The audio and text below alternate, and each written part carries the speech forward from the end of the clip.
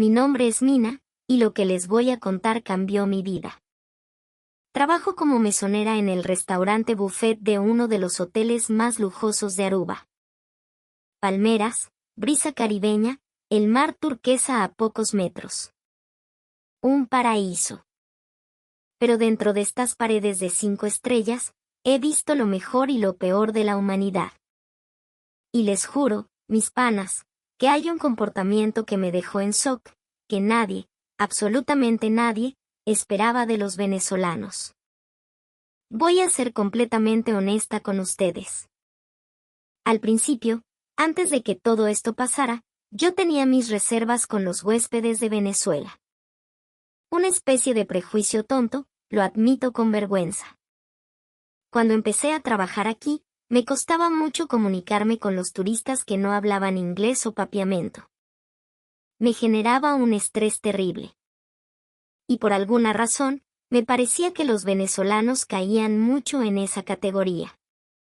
Me sorprendía, ¿saben? Yo pensaba, chamo, estás en un hotel de lujo, un destino internacional. ¿Cómo no vas a manejar aunque sea un poquito de inglés? Pero no, muchos de ellos se esforzaban con frases sencillas y a veces se veían perdidos ante una simple indicación. Me preguntaba por qué, y en mi ignorancia, asumí que eran. No sé, quizás un poco cerrados, introvertidos. Nunca hacían escándalo. Si les hacía una pregunta y no entendían, solo sonreían con algo de pena y ladeaban la cabeza. Al principio, esa actitud tan pasiva hasta me irritaba. ¿Será que son una sociedad muy conservadora? Pensaba yo, que nunca he ido a Venezuela y no tengo amigos de allá. Sin darme cuenta, me fui creando una imagen en la cabeza, una idea completamente equivocada.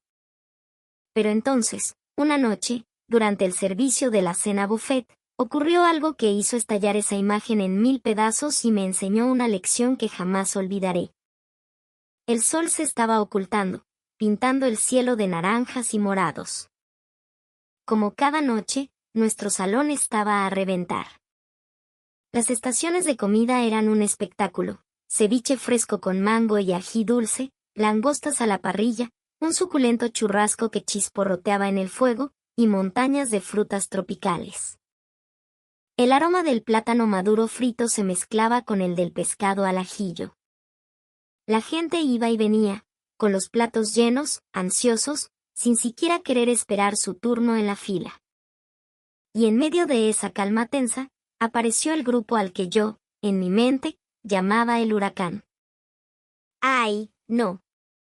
Ya llegaron, me dije, preparándome para la batalla. Era un tour masivo de nuevos ricos, un grupo internacional que se movía como una estampida. Con su llegada, la atmósfera del restaurante se transformó. El buffet se convirtió en un campo de guerra. Desde que cruzaron la puerta, su presencia lo inundó todo. Caminaban con un aire de superioridad, como si el hotel les perteneciera, gritando de un lado a otro en un idioma que yo no entendía. Cuando les pedí amablemente que esperaran un momento porque no había mesas disponibles para un grupo tan grande, uno de los hombres me gritó algo en un español terrible: «Nosotros pagamos por estar aquí». Su voz retumbaba tanto que las conversaciones de las otras mesas se detuvieron en seco. Una vez que les conseguimos una mesa, empezó el verdadero desastre. Corrieron hacia el buffet como si no hubiese un mañana. Frente a la estación de mariscos, se empujaban, se codeaban, metían las manos para agarrar las tenazas de cangrejo más grandes. Verlos levantar los platos por encima de sus cabezas para que les sirvieran más y más langosta parecía una escena de baloncesto, todos luchando por el rebote. Se servían porciones que, a todas luces, eran imposibles de comer para una sola persona. Pero eso era solo el comienzo. Algunos construían torres de comida en sus platos, verdaderas obras de arte de la gula, tan altas que a uno le daba miedo que se derrumbaran en cualquier momento. La gente alrededor los miraba con una mezcla de asombro y espanto. Por supuesto, la palabra ceder el paso no existía en su vocabulario. Su técnica era el coleo, se metían por cualquier hueco que veían en la fila, sin respetar a nadie. Su filosofía parecía ser, ante la comida, la cortesía es una pérdida de tiempo.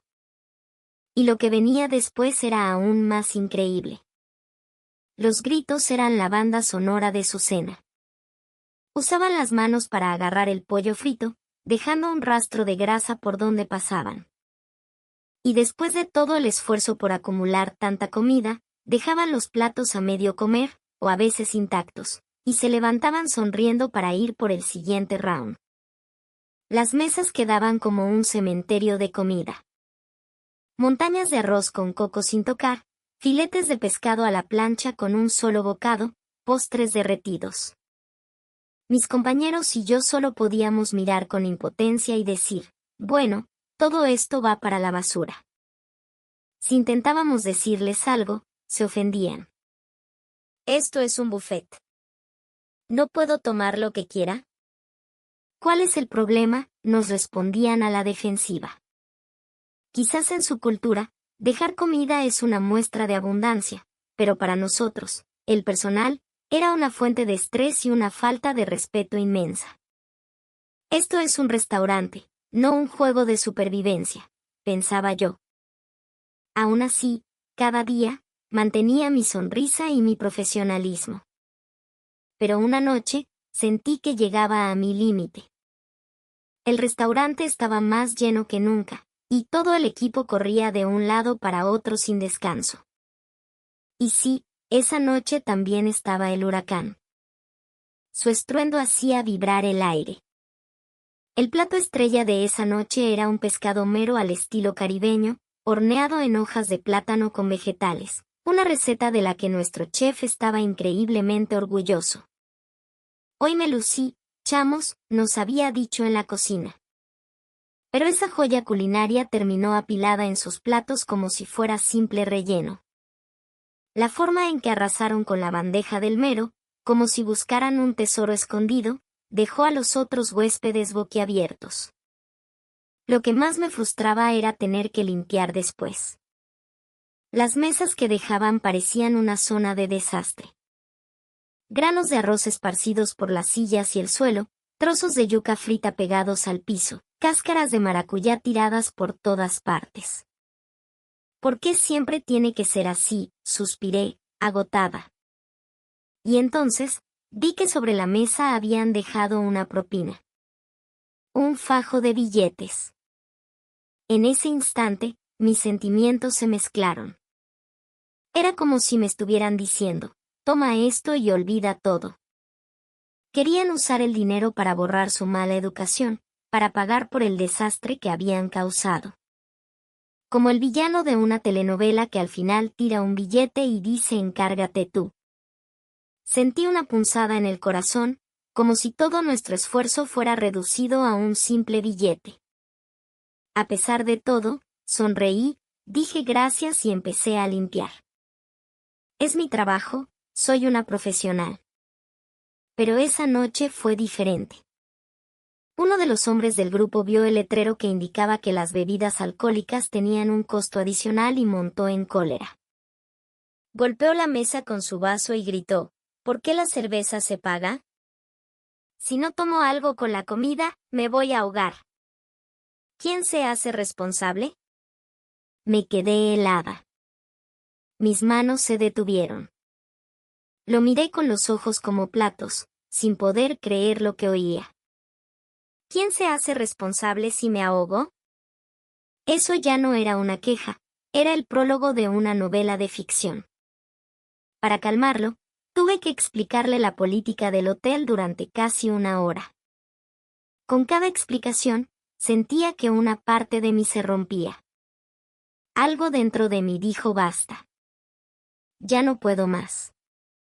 Esa noche, por primera vez, lloré en el cuarto de descanso. Sentí que no importaba cuánto me esforzara, mi amabilidad, mi paciencia, ellos no la veían. Me sentía como una simple máquina de limpiar sobras. Una tristeza profunda me invadió. Al día siguiente, llegué a trabajar más temprano de lo habitual. No habían pasado ni 24 horas desde la ridícula teoría de que la cerveza debe ser gratis para no ahogarse, y yo solo rezaba por tener un día tranquilo. En ese momento, en la entrada del restaurante, apareció un grupo de 8 personas. Una pareja de abuelos, 2 parejas más jóvenes que parecían sus hijos, y un par de niños. Tenían en sus rostros esa expresión serena de quien está disfrutando sus vacaciones. El señor mayor se me acercó y, en un español perfecto y con una amabilidad que me desarmó, preguntó, ¿será que podemos pasar? Me quedé en shock. No tenían esa actitud de es nuestro derecho entrar, sino una humildad, una consideración por el hecho de ser un grupo grande. ¿Qué si pueden pasar? Pero por supuesto, le respondí, sintiéndome hasta un poco tonta por su pregunta, ya que la mesa estaba lista. Eran venezolanos. Ah, pensé para mis adentros, los huéspedes silenciosos. Bueno, mejor eso que el escándalo de ayer. Pero mientras los guiaba a su mesa, noté algo más. Los niños caminaban de la mano de sus padres, sin correr, sin gritar. Eché un vistazo al área del buffet. Como era de esperar, ya había gente aglomerada en las estaciones más populares, el curry de coco, los rollitos de primavera, el pollo al grill y el sancocho de pescado. Según mi experiencia, si el huracán estuviera aquí, ya se habría desatado una guerra por la comida. Pero esta familia venezolana era diferente. Frente a todas esas delicias, ni uno solo llenó su plato hasta el borde. Tomaban porciones pequeñas de varias cosas y volvían a su mesa a comer con calma. Lo que más me llamó la atención fue en la estación del curry. Si hubiera sido el otro grupo, habrían vaciado la olla. Pero los venezolanos no. No se coleaban. Si había alguien delante, esperaban pacientemente su turno. La cultura de hacer la fila parecía estar grabada en su ADN. Y cuando les tocaba, se servían una cantidad pequeña, colocándola con delicadeza en una esquina del plato. Su actitud no era la de comer hasta reventar, sino la de vamos a probar un poquito primero. Pero lo que me dejó sin palabras fue lo que pasó con un niño, un chamo de unos 10 años. Mientras se servía, su manita torpe dejó caer las pinzas. ¡Clank! El sonido metálico resonó. Inmediatamente, el niño me miró, hizo una pequeña reverencia y dijo, «Disculpe, señora». Sus padres se acercaron corriendo. «¡Ay, qué pena con usted!». «Mil disculpas, qué falta de modales», dijeron, mortificados. Esa interacción, tan increíblemente educada, me hizo sentir por un momento que no estaba en un buffet de hotel, sino en una cena familiar de alta sociedad. Se servían, comían, conversaban y reían entre ellos, pero sin molestar en lo más mínimo a las mesas de alrededor. Me sentí ligeramente impactada de que existieran huéspedes tan silenciosos, tan agradables, como si fueran parte del aire. ¿Por qué? ¿Por qué son tan diferentes? No dejaba de pensar. Veía a esa familia comer con tanta mesura que hasta llegué a pensar, ¿será que no les gusta la comida caribeña? Eran demasiado comedidos, demasiado educados. Preocupada de que no estuvieran disfrutando, reuní el valor y me acerqué a su mesa. ¿La comida está de su agrado?, les pregunté con una sonrisa un poco nerviosa. Inmediatamente, todos sonrieron, sus rostros se iluminaron. Sí, está todo divino. Chévere. Nos encanta la comida de aquí, respondió uno de los padres. Su respuesta me dejó con la boca abierta. Un momento. ¿Les encanta pero comen tan poquito? Sentí un gran alivio al ver que eran mucho más amigables de lo que había imaginado. Entonces, se me ocurrió sacar mi teléfono y usar el traductor para escribir un mensaje. Aunque hablaran español, quería ser clara. ¿Por qué se sirven tan poco? Es un buffet. Pueden comer todo lo que quieran, no se preocupen. El señor mayor de la familia sonrió con ternura, sacó su propio teléfono y me mostró la pantalla con su respuesta. Lo que leí en ese momento detuvo el tiempo a mi alrededor. Ana, una comida tan buena, seguro que los otros huéspedes también quieren probarla. No podemos acapararla nosotros. Lo bueno se comparte. Un escalofrío me recorrió la espalda. Me quedé sin aire. ¿Qué clase de mentalidad es esa? Para mí, que estaba acostumbrada a la cultura del el que llega primero se lo lleva todo, del si no comes, pierdes, esa forma de pensar era de otra dimensión. Porque está bueno, quiero compartirlo.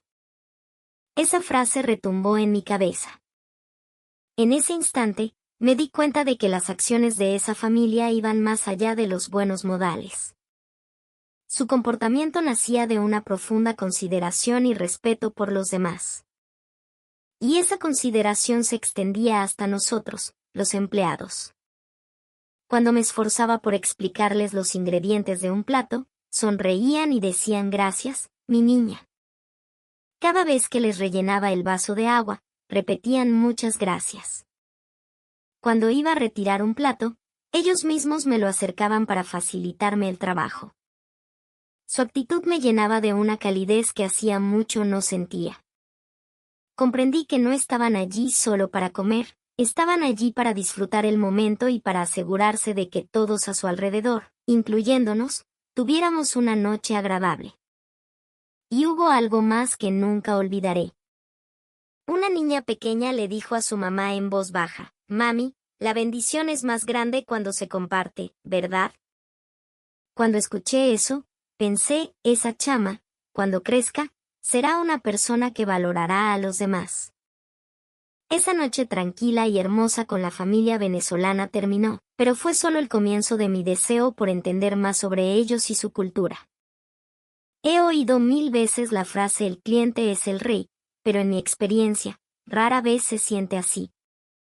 Al contrario, a diario lidiaba con personas que no actuaban como reyes, sino como tiranos. Pero los venezolanos eran diferentes. No usaban su condición de cliente como un escudo. Parecían conscientes en todo momento de que estaban recibiendo un servicio. Gracias fue la palabra que más repitieron esa noche. Incluso si mi explicación no era perfecta, asentían con una sonrisa y decían tranquila, no pasa nada, gracias. Era como magia. Esa simple palabra nos salvó a mí y a mis compañeros incontables veces. No era un gracias por obligación, era un gracias lleno de calidez humana. Sus modales eran una joya. Si a un niño se le caía un tenedor, los padres lo recogían de inmediato y se disculpaban. Apilaban los platos usados en una esquina de la mesa para que fuera más fácil recogerlos. Si se les caía una servilleta, la recogían y te la daban diciendo por favor, ¿me la podrías cambiar? Si alguien en la mesa de al lado quería mover su silla, ellos encogían las suyas para dar espacio. En ese lugar se sentía una atmósfera de respeto mutuo, de que todos estábamos compartiendo un espacio público. Y pensé, ellos no son clientes, son participantes. En el escenario del restaurante, a veces los mesoneros somos los protagonistas, a veces lo son los platos, pero los venezolanos siempre estaban ahí, como un acompañamiento silencioso y respetuoso. Era una cultura de respeto que no está escrita en ningún manual. Y esto no se limitaba al restaurante. Todos los empleados del hotel decían lo mismo. Los huéspedes venezolanos son realmente diferentes. Son gente que piensa en los demás. Nos dan fuerza. No solo yo, los chefs, los de recepción, las camareras de piso. Todos estaban conmovidos por su comportamiento. Después de mi turno, a menudo me quedaba charlando en el área de descanso con mi compañera Isabella, que trabaja en limpieza de habitaciones. Ese día, la conversación derivó naturalmente hacia la familia venezolana que acababa de hacer el check-out. Oye, Mina, ¿viste cómo dejaron la habitación esos venezolanos? me preguntó Isabella nada más empezar a hablar. Todavía no, le respondí. Ella sonrió y dijo, impecable. Una cosa de locos. Las habitaciones donde se quedan los venezolanos están tan ordenadas que casi no parece que hubiera que limpiarlas. Me contó que las toallas usadas estaban dobladas y apiladas en un solo lugar. La basura estaba separada en bolsas junto a la papelera. Es como si quisieran ocultar que alguien durmió allí, dijo Isabella, conmovida. Lo que más la sorprendió fue la cama. Las sábanas y las cobijas estaban dobladas. Nunca pensé que un huésped se tomaría la molestia de doblar la ropa de cama. Seguro lo hicieron para que nuestro trabajo fuera más fácil, comentó. Yo asentí, entendiendo perfectamente a qué se refería. Por otro lado, las habitaciones que dejaba el huracán eran un mundo aparte. Almohadas en el suelo, toallas mojadas hechas una bola en una esquina. Aunque había papeleras, el piso estaba lleno de envoltorios, botellas de plástico y restos de comida. Sobre el lavamanos, una capa de bastoncillos de algodón usados y pañuelos de papel. Isabella se reía y decía, antes de empezar a limpiar, tenemos que hacer una inspección de la escena del crimen. Aclaró que, por supuesto, hay huéspedes de todas partes que son educados, pero que cuando venían en ese tipo de grupos grandes, la probabilidad de encontrar un desastre era altísima. Y a menudo, encontraban un sobre con una propina generosa. Pero Isabella sentía un vacío. El dinero se agradece, Ana, pero honestamente, lo que más nos alegra es encontrar una habitación limpia, dejada con consideración por la siguiente persona que la usará y por nosotros. Y en ese sentido, los venezolanos no dejaban dinero. Dejaban algo mucho más valioso. Dejaban una nota escrita a mano que decía simplemente gracias. Una toalla cuidadosamente doblada. Una sensación de orden y respeto que se sentía al entrar en la habitación. No dejaron propina, pero dejaron su corazón. Las palabras de Isabella resonaron en mí. El trabajo de limpieza es uno que a menudo pasa desapercibido, pero es precisamente ahí donde se revela la verdadera esencia de una persona. Todos los empleados coincidíamos. Los venezolanos demuestran su calidad humana donde nadie los ve. No piensan solo en su propia comodidad, sino que son capaces de imaginar el trabajo de la persona que vendrá después. Era exactamente lo mismo que yo había sentido en el restaurante. Aunque seamos de países diferentes y hablemos idiomas distintos, bastaba con ver una habitación para entender que esa gente vive pensando en los demás. Cuando esa idea se instaló en mi corazón, empecé a confrontar mis propios prejuicios. Si soy sincera, al principio no tenía una buena impresión de ellos. Pero ahora es todo lo contrario. Fueron esa noche en el restaurante y esas habitaciones impecables las que me enseñaron que el alma puede comunicarse sin necesidad de palabras. Nunca imaginé que, sin hablar inglés, pudieran transmitirme tanto. Cada uno de ellos, desde los abuelos hasta los niños, daban por sentado que la consideración por el otro es lo normal. Sentí que no era solo una regla, sino una cultura que se mama desde la cuna. Una verdadera educación de cuna. Que hasta los chamos hablaran de compartir me demostró que su formación familiar debe ser increíble. En esa sociedad, pensé, la idea de pensar en el prójimo debe ser algo fundamental. Yo siempre he creído que aquí en el Caribe somos amables y educados, pero el comportamiento de los venezolanos tenía un nivel de empatía aún más profundo. Recuerdo que una vez, mientras un huésped del huracán le gritaba a un compañero, una pareja venezolana se me acercó discretamente y me preguntó, ¿estás bien? Por favor, no te exijas demasiado. Eso no está en ningún manual de etiqueta. Eso es humanidad pura. Me pregunté a mí misma, ¿realmente entendía a esta gente? Tenía tantos conceptos cerrados. Y fueron ellos, los venezolanos, quienes, sin decir nada, con su calma y su decencia, corrigieron mi ignorancia. No gritaron, no me juzgaron, simplemente, siendo ellos mismos, lograron cambiar mi forma de pensar. Para mí, eso fue un milagro que ocurrió frente a mis propios ojos. Si mis hijos algún día quisieran estudiar en el extranjero, no dudaría ni un segundo en recomendarles Venezuela. Ahora estoy segura de que allí, rodeados de gente tan noble, aprenderían a valorar a los demás por encima de cualquier otra cosa. Ahora lo digo desde el fondo de mi corazón, respeto profundamente al pueblo de Venezuela. Y al decirlo, mis ojos brillan de orgullo. ¿Qué les parece?